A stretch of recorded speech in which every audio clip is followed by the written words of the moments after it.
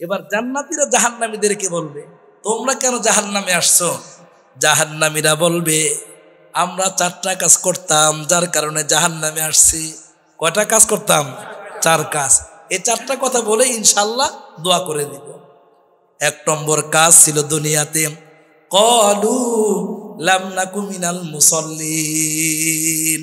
জাহান্নামীরা বলবে, ও জান্নাতি ভাইরাম, দুনিয়াতে আমরা নামাজ পড়তাম না। ক্বালু লাম নাকু মিনাল মুসাল্লিন, আমি দুনিয়াতে মুসল্লি ছিলাম না, অর্থাৎ নামাজি ছিলাম না। যে নামাজ পড়ে আমরা তাদেরকে আমাদের ভাষায় বলি মুসল্লি। আজকে মুসল্লি কম বেশি, তার মানে মুসল্লি অর্থ কি? যে নামাজ পড়ে। জাহান্নামীরা জান্নাতীদের মুখের দিকে তাকায় তাকায়া চোখের পানি ছেড়ে দিবি আর কান্না করবে, দোস্ত দুনিয়াতে আমরা নামাজি ছিলাম না।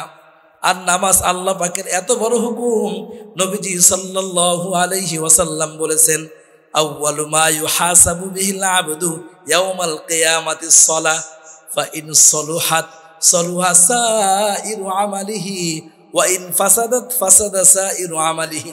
আল্লাহর পয়গম্বর বলেন, সাহাবীরা, নামাজের কথাই আল্লাহ সবার আগে জিজ্ঞাসা করবে। যার নামাজের হিসাবটা সহজ হয়ে যাবে, যার নামাজটা সহি হয়ে যাবে, আল্লাহ পাক রব্বুল আলামিন তার সমস্ত আমল সহি হওয়ার ঘোষণা দিয়া দিবেন। সুবহানাল্লাহ। এজন্য নামাজকে নামাজ বানানো চাই। নামাজে আপনি আমি কেন আসতে পারি না? 4 কারণে আপনি আমি নামাজে আসতে পারি না। ওলামায়ে কেরাম কিতাবের মধ্যে লেখেন, 4টা কারণের 1 নম্বর কারণ হলো ব্যস্ততা, 2 নম্বর কারণ হলো অসুস্থতা, 3 নম্বর কারণ হলো দোস্ত দরিদ্রতা, 4র্থ নম্বর কারণ হলো চাকরি, অন্যের গোলামি। এই 4 কারণে আমরা আল্লাহ পাকের ঘরে এসে নামাজ পড়তে পারি না। জিজ্ঞাসা করি, রে দোস্ত, ফজরে কেন দেখলাম না? রাতভর মিটিং করেছি, বড় ব্যস্ত ছিলাম, কেবল নেতা হয়েছি। এখন যদি অমুকের বাড়িতে না যাই তো আমি ভোট পাবো না, তো ব্যস্ততার কারণে ফজর পড়তে পারি নেই, কাজা হয়ে গেছে। জিজ্ঞাসা করি, দোস্ত জোহরে কেন আসলা না? 10টা দোকান আমার হিসাব করতে করতে জোহরের সময়টা পার হয়ে গেছে, ব্যস্ততা। জিজ্ঞাসা করি, দোস্ত জুমার নামাজের মতো নামাজেও তুমি একটু আগে আসতে পারলা না?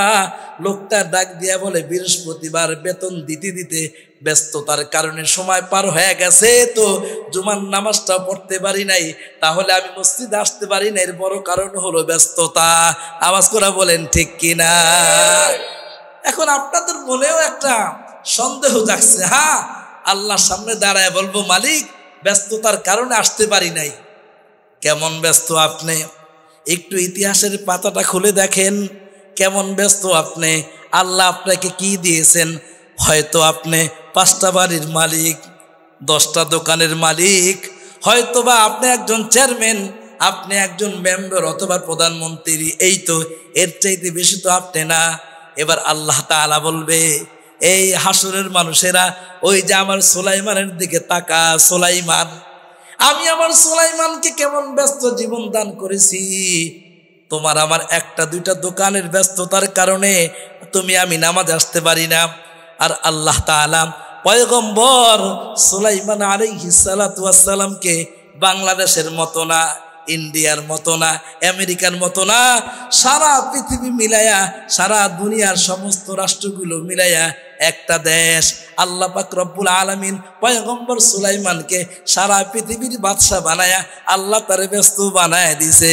সুবহানাল্লাহ। আল্লাহ বলবে, সুলাইমান দুনিয়াতে তুমি কেমন ব্যস্ত ছিলা? সুলাইমান বলবে, আল্লাহ আপনি তো ভালোভাবেই জানেন, আল্লাহ সব জানে। এই মানুষগুলোরে আল্লাহ জানাইতে চায়, শোনাইতে চায়, এই তোমরা শোনো, আমার নবী সুলাইমান সে সারা পৃথিবীর বাদশা ছিল, জিনের বিচার করত, আর মাখলুকের বিচার করত। তুমি আমি তো শুধু মানুষের এমপি ছিলাম, মন্ত্রী ছিলাম, আর বাদশা সুলাইমান সারা পৃথিবীর বাদশা ছিলেন, সব মাখলুকের তার বিচার করতে হইতো।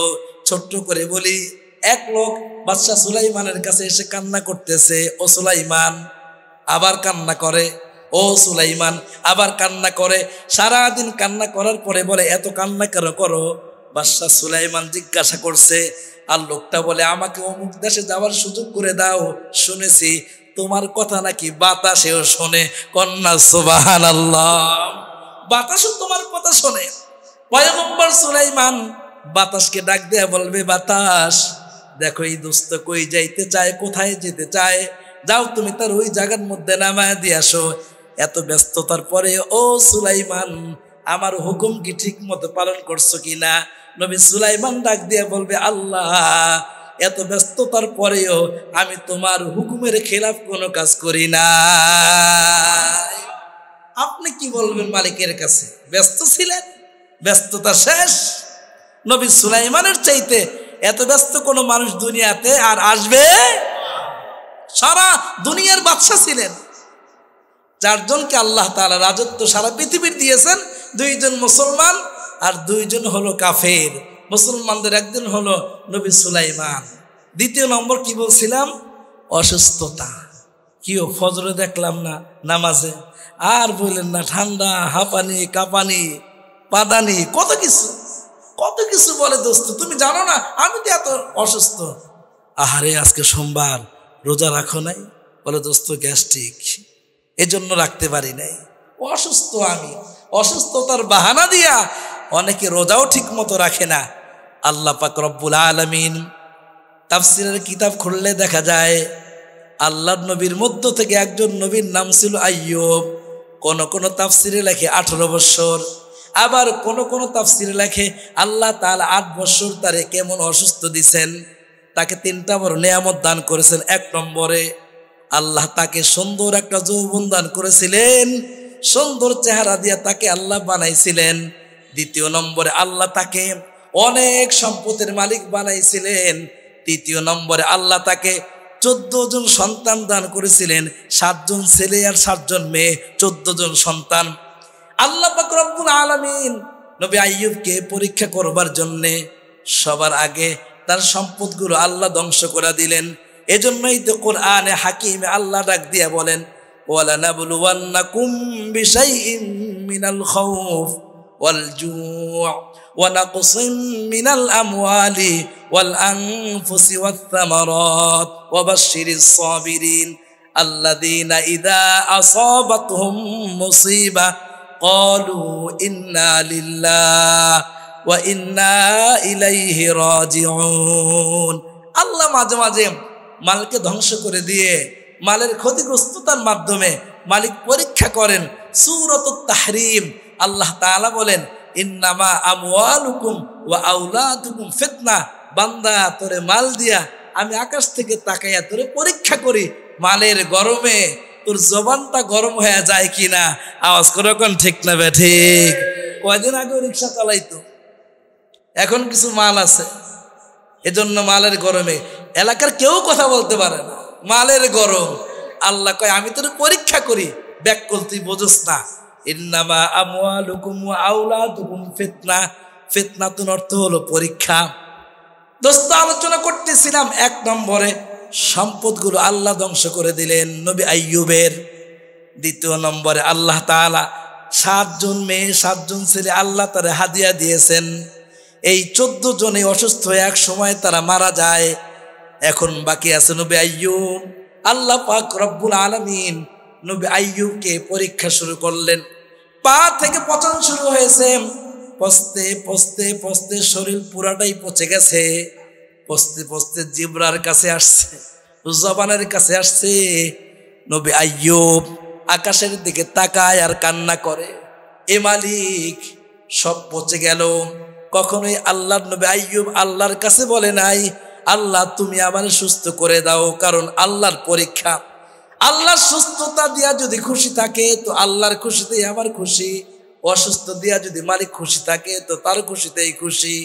তাই তো নবী আইয়ুব যখন জবানটা পচে যাবে, জিব্রার পচন ধরেছে, এবার আকাশের দিকে তাকায় বলে, মালিক যদি জিব্রাটাও পচে যায় তোমার নামটা না নিতে পারি, আলা বিযিকরিল্লাহি তাতমাইন্নুল কুলুব। একজন কবি বলেন, ওহে আকিল না হো গাফিল, ওহে আকিল না হো গাফিল, तुझे दुनिया से जाना है, आज भी जाना कल भी जाना, जाना तू एक दिन है। কবি ডাক দিয়ে বলে, দুনিয়ার মানুষ, আল্লাহ তোমার আকল দিছে, বিবেক দিছে, বুদ্ধি দিছে, আল্লাহ তাআলা তোমারে সব ঠিকঠাক করে দেয়া বলতেছে, বান্দা তোরে আমি দুনিয়াতে পাঠাইছি, তুই একদিন আমার কাছে আসবি, কিন্তু কি নিয়ে আসলি? সারাদিন কাজ করার পরে আমার বাচ্চারা সকালবেলা কি নাস্তা খাবে? বাবা আসার সময় সকালে বাচ্চার নাস্তাটা নিয়ে আসে, আর যদি নাস্তা না নিয়ে আসে তো মা বাচ্চার ব্যাপারে বলে, কি করলা তুমি সকালে, আমার বাচ্চাটা খাবে কি? কারণ ঘুম থেকে ওঠার পরে আমার সন্তান কান্না শুরু করবে, ওর নাস্তা কোথায়, ওর টিফিন কোথায়? ঘুমটা ভাঙলেই তো কিয়ামত ঘটায় দিবে।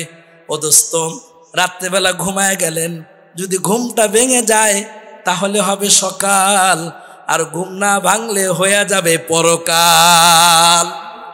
দোস্ত, সকালের প্রস্তুতি তুমি নিলাম, সকালবেলা নাস্তা খাইবা প্রস্তুতি নিলা, সকালবেলা সন্তানের টিফিনের প্রস্তুতি নিলা, সারাদিন 5 ওয়াক্ত নামাজ গেছে, পড়ছো কি না? পড়ো নাই।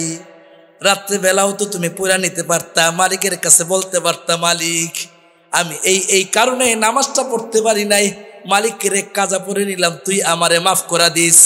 কারণ বিচার তো মালিকই করবে। এজন্য আকলমন্দ নামাজ বাদ দিয়া কোনো কাজ না করা। তোমার সন্তানের জন্য যেমন তোমার ফিকির, তোমার সন্তানের ঘর বানাবার পিছনে তোমার ফিকির, তোমার ঘর হলো কবর, কবরের জন্য কি ফিকির হলো? এজন্য রাসূল বলেন, কবরের ফিকির হলো নামাজ। পয়গম্বর আইয়ুব বলেন, আল্লাহ এখন যদি আমার জিব্রাটাও পচে যায়, তোমারে না ডাকতে পারি আল্লাহ, তো এই জীবনের কি দাম আছে? যেই জীবনে তোমার নাম নাই, যেই জীবনে জিকির নাই, তোমার ইবাদত নাই, এই জীবনটার কি দাম আছে? আল্লাহ পাক রব্বুল আলামিন নবী আইয়ুবকে 18 বছর পর্যন্ত অসুস্থ বানায়া কিয়ামতের দিন বলবে, আইয়ুব দীর্ঘদিন অসুস্থ ছিলা, ইবাদতের কি খবর? আল্লাহ সব জানে। নবী আইয়ুব বলবে, আল্লাহ এত অসুস্থতার পরেও আমি আপনার হুকুমের খেলাফ কোনো কাজ করি নাই। সুবহানাল্লাহ। এখন আপনি সিদ্ধান্ত নেন, আপনি মালিকের কাছে কি বলবেন? তাহলে নামাজ থেকে গাফেল হওয়ার 1 নম্বর কারণ হলো ব্যস্ততা, 2 নম্বরে অসুস্থতা। আমি কি নবী আইয়ুবের চাইতে বেশি অসুস্থ? কথা বলেন। 3 নম্বরে দরিদ্রতা। হুজুর কি বলেন আপনি? নামাজ টামাজটি আমাদের জন্য? আরে হুজুর, বাচ্চাদের খাবার জোগাই দিয়ে তো দিন পার। আল্লাহ পাক রব্বুল আলামিন দুনিয়ার সবচেয়ে গরিব করে বানাইছিলেন নবী ঈসাকে। কি দিয়েছিলেন? সম্পদ, একটা বালিশ আর একটা প্রাণ পাত্র যার মধ্যে পানি পান করতেন। আল্লাহ তাআলা জিজ্ঞাসা করবে, ও ঈসা সম্পদের হিসাব দাও। নবী ঈসা মুস্কি মুস্কি হাসে, কারণ সম্পদ হলো একটা বালিশ, আর একটা সম্পদ হলো একটা গেলাস। এই গেলাস আর বালিশের হিসাব চায়। হযরত ঈসা বলবে, মালিক হাঁটতেছিলাম, হঠাৎ করে দেখি তোমার একজন গোলাম, সে হাতের মধ্যে মাথা দিয়ে ঘুমাইতেছে। আমি চিন্তা করলাম, এই লোকটা যদি হাতের মধ্যে মাথা দিয়ে ঘুমাইতে পারে তো আমি কেন পারবো না? তো সিদ্ধান্ত নিলাম, তারে দান করে দিলাম। আর একটু আগে বাড়ার পরে দেখি একজন পুষ্করি থেকে হাত দিয়ে পানি খায়। চিন্তা করলাম, এই লোকটা হাতটা পানি পান করতে পারলে আমার কেন গিলাস লাগে? আমি গিলাসটা দান করে দিলাম। এবার আল্লাহ বলবে, ঈসা সম্পত্তি তোমার এই ছিল, তুমি গরিব মানুষ, ইবাদতের কি খবর? নবী ঈসা বলবে, আল্লাহ দরিদ্র হওয়ার পরেও আমি আপনার হুকুমের খেলাফ কোনো কাজ করি নাই। সুবহানাল্লাহ। আমরা তো তার চাইতে গরিব না। 4 নম্বর, দোস্ত নামাজে কেন আসো না? আরে চাকরি করি না, আজকে না শুক্রবার, আমি তো চাকরি করি নিউ মার্কেটে, এই জন্য জুমায় আসতে পারি না। দোস্ত চাকরির বাহানা দিয়ে জুমার নামাজও মিস করা যাবে না, জুমার নামাজে লেটও করা যাবে না। আল্লাহর পয়গম্বর বলেন, দোস্ত জুমার নামাজে তুমি আমি কখন আসি? 2য় আজান হয়ে গেলে 2য় আজানের সময় তুমি আমি আল্লাহর ঘরে আসি। এ দোস্ত আজকে একটু আমার জবান থেকে শুনে যান। ইমামে তিরমিজি বলেন, জুমার নামাজের আল্লাহর কাছে এত দাম। কোন ব্যক্তি যদি জুমার নামাজটা নবী পাকের তরিকা অনুযায়ী পড়তে পারে। ইবাদত কাকে বলে? ইবাদত হলো আল্লাহর হুকুম 2 নম্বর হলো রাসূলের তরিকা। আল্লাহর হুকুম আছে, রাসূলের তরিকা নাই, সেটা ইবাদত হবে না।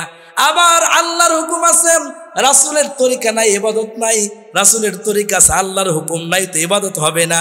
আল্লাহর হুকুম হলো নামাজ পড়ো 5 ওয়াক্ত। আর নবী পাকের তরিকা নবী দেখায় দিলেন মাগরিবের নামাজ 3 রাকাত। আপনি চিন্তা করছেন অনেকদিন যাবত নামাজ পড়ি না, তবলিগে গেলাম, নামাজি হয়ে গেলাম, আজকে থেকে ইমাম সাহেব মাগরিবের নামাজ 6 রাকাত পড়াইবেন।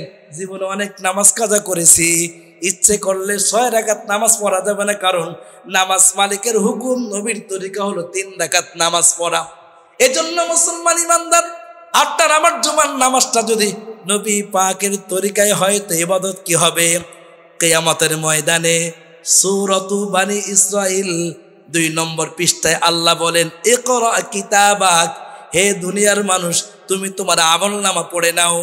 জায়গা কিনতে গেলে দলিল বুঝি না, পর্চা বুঝি না, কাগজ বুঝি না, এমনকি 100 টাকার একটা নোট নকল দিয়া দিছে, বুঝতে পারি নাই।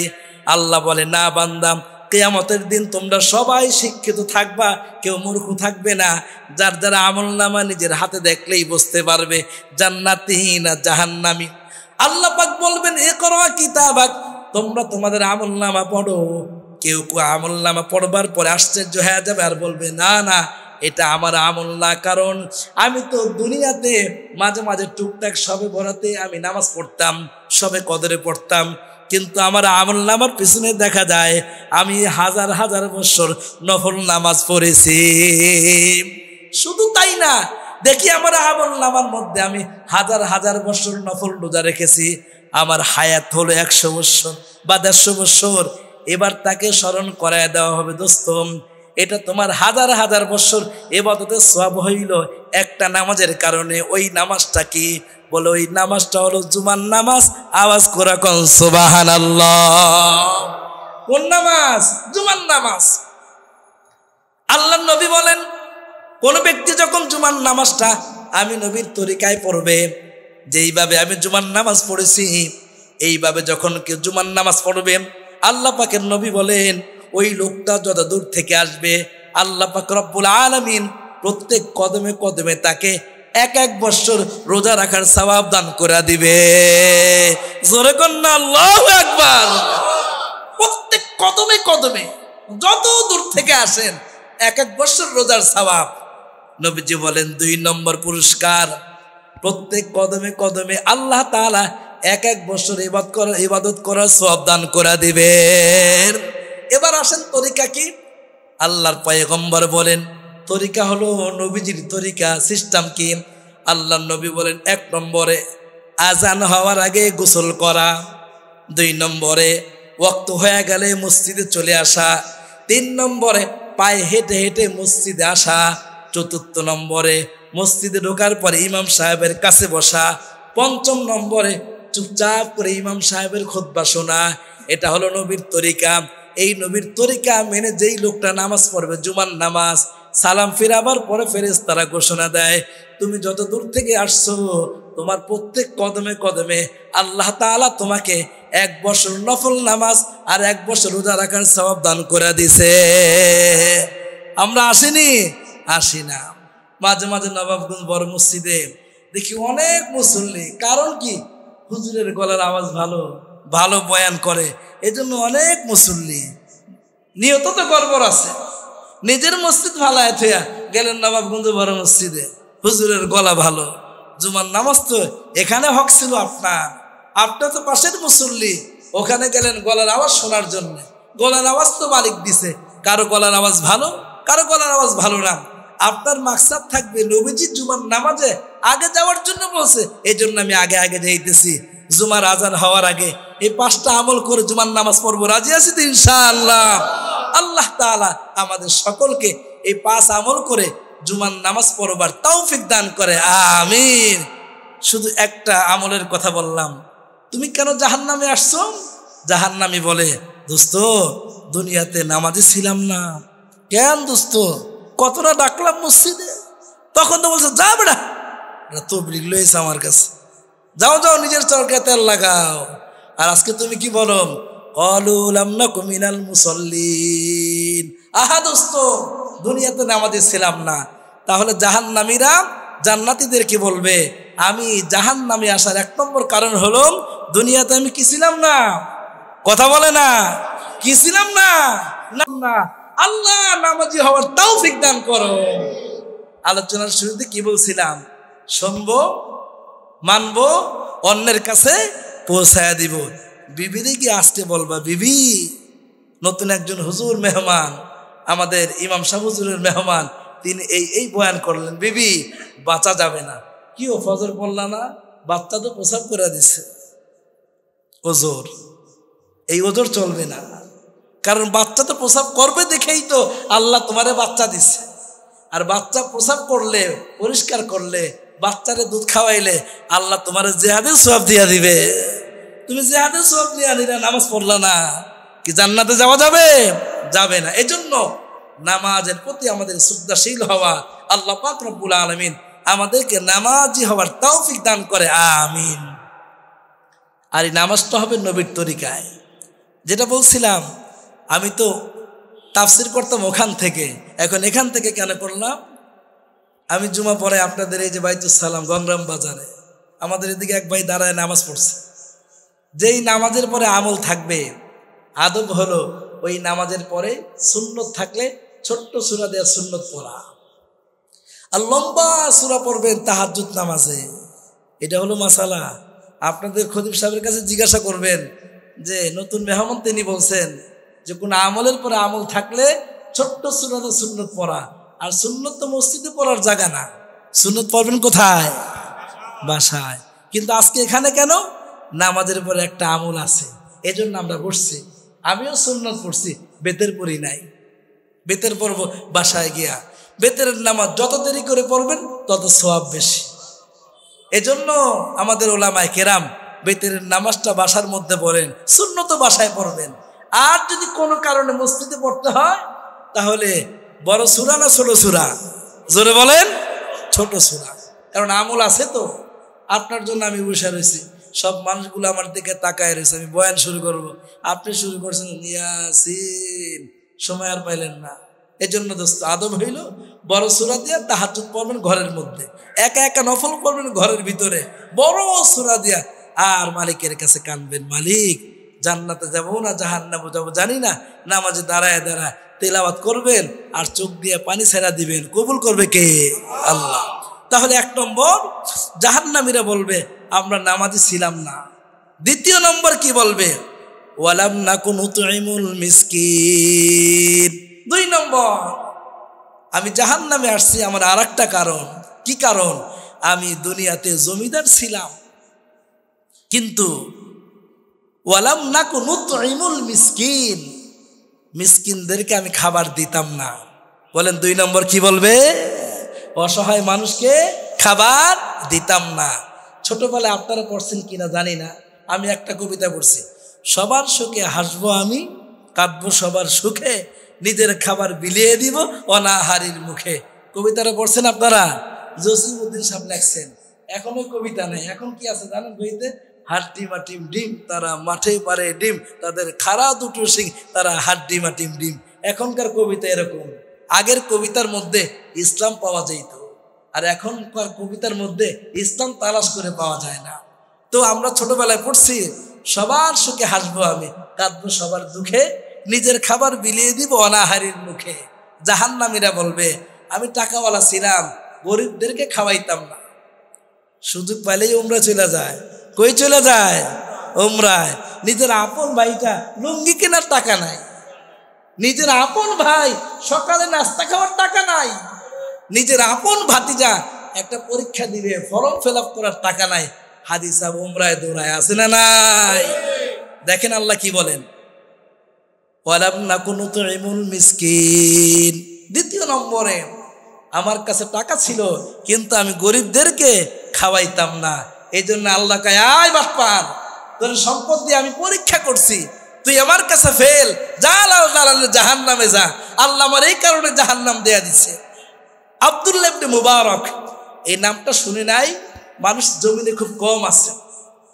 আব্দুল্লাহ ইবনে মুবারক রাহমাতুল্লাহি আলাইহি, তিনি একদিকে বাদশা ছিলেন, সুবহানাল্লাহ বলেন, দ্বিতীয় নম্বর, তিনি অনেক বড় আলেম ছিলেন, সুবহানাল্লাহ বলেন। 3 নম্বরে, তিনি অনেক বড় আবেদ ছিলেন, অনেক ইবাদত করতেন।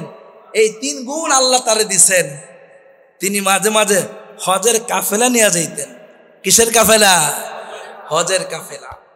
একবার তিনি নফল হজে যাইতেছিলেন, ফরজ হজ অনেক আগেই হয়ে গেছে, খাদেম খুদ্দামদেরকে নিয়ে হজে রওনা হয়েছে। তিনি হজে যাবেন, হজের সফর শুরু হয়ে গেছে। হজের সফর শুরু হয়ে যাওয়ার পরে মনে করেন এখান থেকে চৌধুরী বাজার থেকে আপনারা হজের সফর শুরু করছেন, এরপরে আপনারা ইন্ডিয়ার বর্ডারে যাওয়ার পরে একটু থামছেন। তো আব্দুল্লাহ ইবনে মুবারক ছিলেন জিম্মাদার। জিম্মাদার কই থাকে? পিছনে। কই থাকে?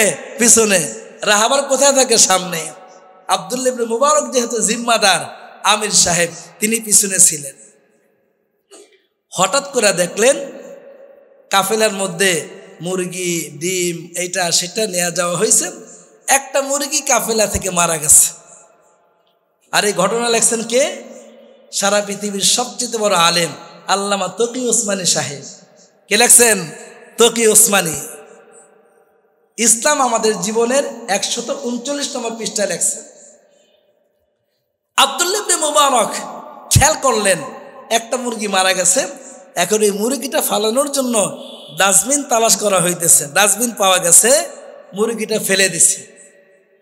হঠাৎ করে খেয়াল করলেন পাশের বাড়ি থেকে একটা মেয়ে তাড়াতাড়ি ডাস্টবিনের কাছে এসে মুরগিটা হাতে নিয়ে কাপড়ের নিচে ঢুকায় নিচ্ছে। কি মুরগি? সবাই বলেন মরা মুরগি। মরা মুরগি খাওয়া জায়েজ আছে? আব্দুল্লাহ ইবনে মুবারক চিন্তা করলেন, না, আমাকে দেখতে হবে ঘটনা কি। আর মুরগি যেভাবে সে ওড়নার নিচে লুকাইছে, ছোট্ট বাচ্চা, ওই জামানার মেয়েরা তো, ওদের মধ্যে দিন ছিল, ইসলাম ছিল, তাদের পোশাক দেখলে বোঝা যাইতো তারা মুসলমানের বাচ্চা। আর আপনার আমার বাচ্চাদের পোশাক দেখলে বোঝা যায় না, লুঙ্গি না করলে এটা মুসলমান না হিন্দুর বাচ্চা। মনে কষ্ট নিয়েন না দোস্ত।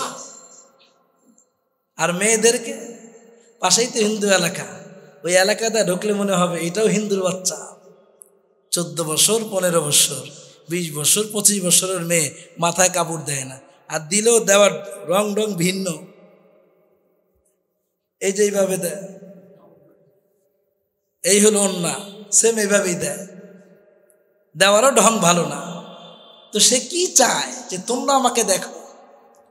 আব্দুল্লাহ ইবনে মুবারকের মধ্যে একটা ব্যথা লাগছে, মরা মুরগিটা বাচ্চা এইভাবে নিল, ঘটনা কি?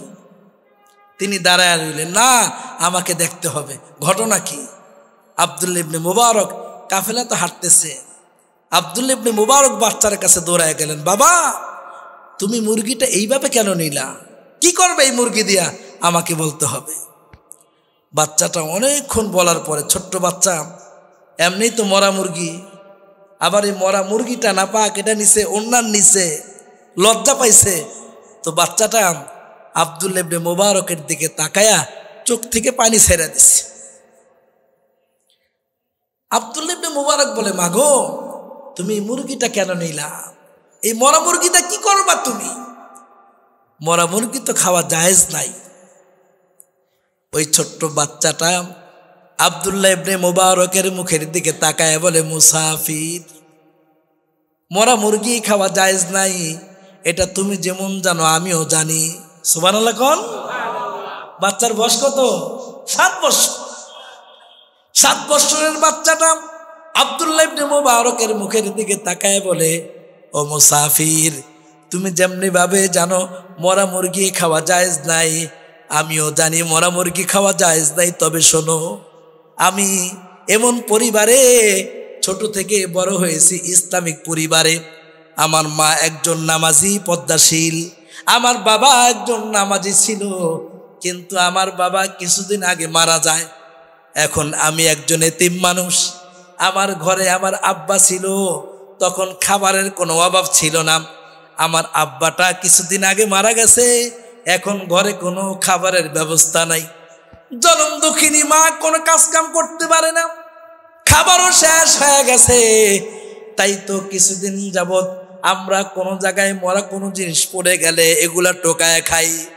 আমাদের ঘরে কোনো খাবারের ব্যবস্থা নাই। আব্দুল্লাহ ইবনে মুবারক বাচ্চার মুখের দিকে তাকায়া একবার বাচ্চার দিকে তাকায় আর একবার মালিকের দিকে তাকায়, কারণ আমি আব্দুল্লাহ ইবনে মুবারক এত জমিদার, আমার এত টাকা পয়সা, ওই টাকা খরচ কইরা আমি হজে যাইতেছি, অথচ আমার প্রতিবেশী আমার দেশের মানুষগুলো খাবারের অভাবে মরা মুরগি খাওয়ার জন্য তারা রেডি হয়ে গেছে, অলরেডি তারা মরা মুরগি খায়। আল্লাহর গোলাম আব্দুল্লাহ ইবনে মুবারক খাদেমকে ডাক দিয়া বলে, খাদেম তাড়াতাড়ি আসো, কত টাকা আছে? খাদেম ডাক দিয়া বলে, এত টাকা আছে।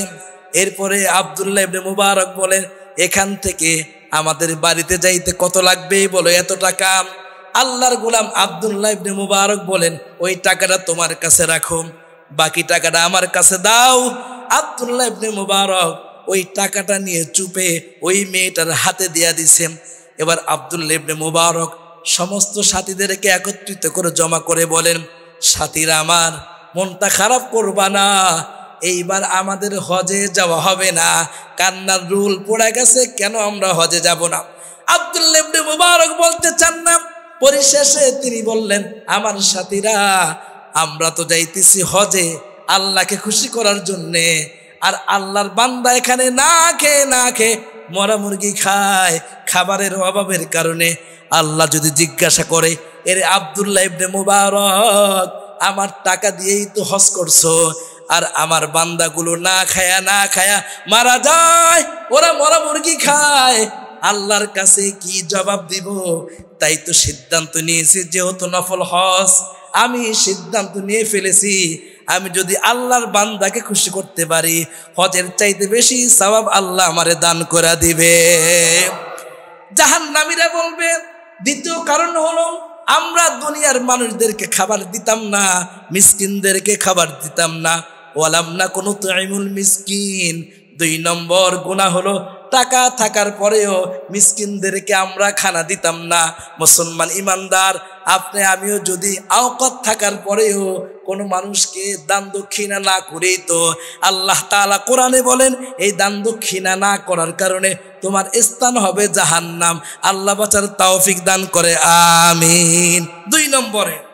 3 নম্বরে জাহান্নামীদের কথা, ওয়াকুন্না নাখুদু মাআল খাইদিন। দোস্ত, জাহান্নামে আসার 3 নম্বর কারণ হলো দোকানে বসে বসে অযথাই এই আলোচনা ওই আলোচনা, অন্যের গীবত, এই ভালো না ওই ভালো না, এই এমনি করে ওই এমনি করে, আরে দেখছুনি অমুকের মায়াটা অমুকের সাথে বের হয়ে গেছে, দেখছুনি এটা হয়েছে সেটা হয়েছে, এই আজে বাজে আলোচনা করার কারণে আমলনামা ভারী হয়ে গেছে। আল্লাহ কয়, এই কারণে তোরে আমি জাহান্নাম দিলাম। বলেন নাউজুবিল্লাহ। 4 নম্বর সময় শেষ। 4 নম্বর কারণ হলো আল্লাহ তাআলা বলেন, ওয়াকুন্না নুকাযযিবু বিয়াউমিদ্দিন। 4 নম্বর কারণ হলো আখিরাতকে আমরা মিথ্যা মনে করতাম। আল্লাহ তাআলা এই কারণে আমাদেরকে জাহান্নাম দিছে। দোস্ত, আল্লাহ তাআলা আমাদের সকলকে জান্নাতে যাওয়ার জন্য এই 4টা কাজ, বিশেষ করে আমাদেরকে নামাজ পড়ার, 2 নম্বরে গরিবদেরকে খাওয়ানো, অনর্থক কথা এবং কিয়ামতকে বিশ্বাস করার তৌফিক দান করে, আমিন। আমরা মুখে বিশ্বাস করি, আমলে না। ছোটবেলায় কালিমা পড়েছিলাম, আমানতু বিল্লাহি ওয়া মালাইকাতিহি ওয়া কুতুবিহি ওয়া রুসুলিহি ওয়াল ইয়াউমিল আখির ওয়াল কদরি খাইরিহি ওয়া শাররিহি মিনাল্লাহি তাআলা ওয়াল বা'সি বাদাল মাউত। পড়ছি কিনা ভাই?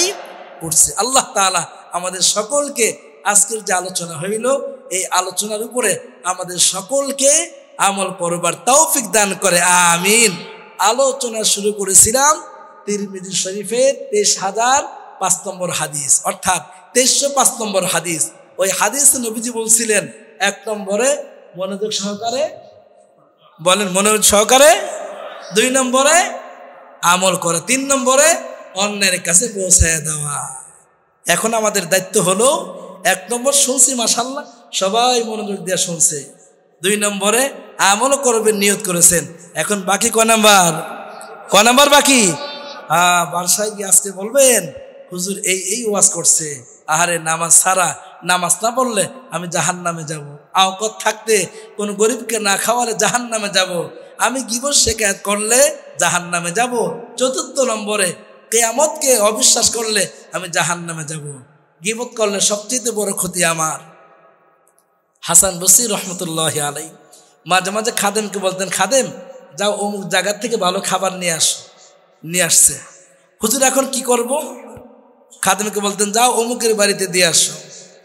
তো খাদেম বলে, হুজুর মাথা কি আপনার ঠিক আছে? বলে, কেন? আর ওই লোক তো সবসময় আপনার গীবত করে আর আপনি তারা হাদিয়া পাঠান। হাসান বসরি বলে, আহারে তুমি তো বুঝো না, দুনিয়াতে যদি আমার কোনো বন্ধু থাকে তাহলে এই হলো আমার আসল বন্ধু। হুজুর কিভাবে? সে খালি আপনারে খুঁড়া মারতে চায়, আপনার ইজ্জত নষ্ট করতে চায়। হাসান বসরি বলেন, যেই লোক আমার গীবত করে, লোকটা নামাজ পড়ে না? বলে, হ্যাঁ নামাজ পড়ে তো, পাগড়িওয়ালা, টুপিওয়ালা, জুব্বাওয়ালা, ভালোই তো দেখা যায়, তাহাজ্জুদ তো পড়ে। হুজুর শুনছি হজও করছে। বলে, তাই নাকি? বলে, হ্যাঁ কোরআন শরীফ তেলাওয়াত করে। হাসান বসরি বলেন, ওই লোকটা যখন আমার বিরুদ্ধে গীবত করে তো তার সমস্ত নেকিগুলা আল্লাহ আমার আমলনামায় পাঠায় দেয়। এজন্য গীবত করার আগে বুঝে শুনে করেন। আল্লাহ তাআলা আমাদের সকলকে বুঝে শুনে আমল করবার তৌফিক দান করে, আমিন।